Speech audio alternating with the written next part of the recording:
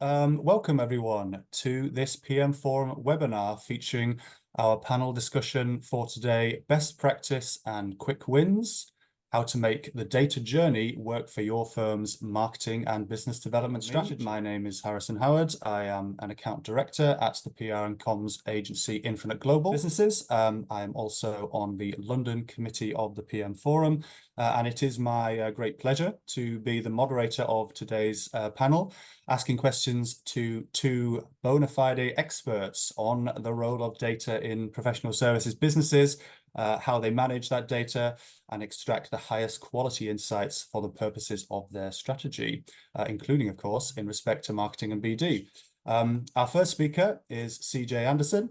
She's the owner and director of Iron Carrot. She's also a qualified librarian with over 30 years of industry experience, working for a range of different international law firms across a wide range of information and data management disciplines. And our second speaker is Max Hildebrand.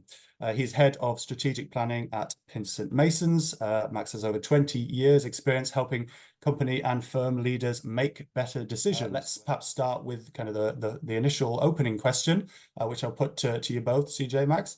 A very broad one. Given your kind of different perspectives on this issue, where do you approach the subject of data and strategy when it comes to professional services firms? I think it's interesting. There's kind of two types of data, and most professional services have this concept of the data river. So as data is captured through the firm, everybody kind of chucks things into the river and it floats along and everybody reuses it. And some of those things are going to answer really strategic questions, and some of those things are going to be really operational.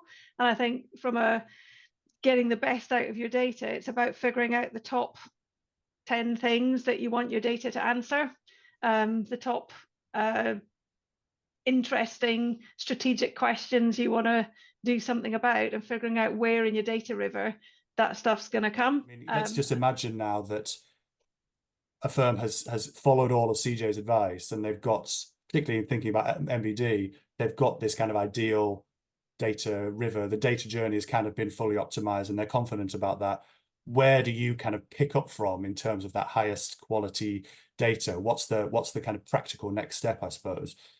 Yeah, it's a good question. I mean, my brain is busy fizzing with the idea that you need 100 different data points to track at any one time. That for someone that doesn't come from a data governance perspective, that's quite scary.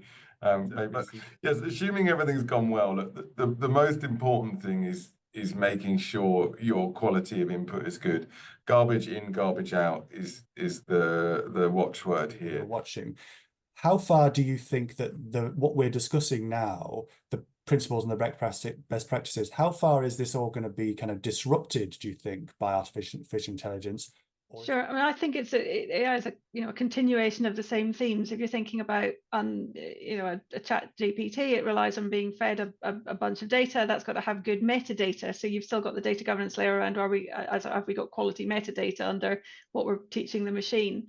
And in terms of the data river, there's going to be points where, yes, an AI can extrapolate from other information sources to fill in some of your blanks to help improve your quality, or even monitor and highlight where your quality is going wrong. Yeah, I mean, I'd agree with you, CJ, there. I think it makes the garbage in, garbage out issue even stronger, because you're suddenly going to have access to unstructured data often and other data that you probably couldn't get your head around. And suddenly you're going to be getting answers.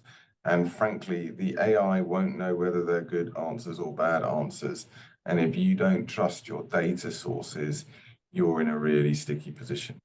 That was fantastic. Thank you, Max. Thank you, CJ. That was your contributions. You're really insightful. Thank you so much for answering all.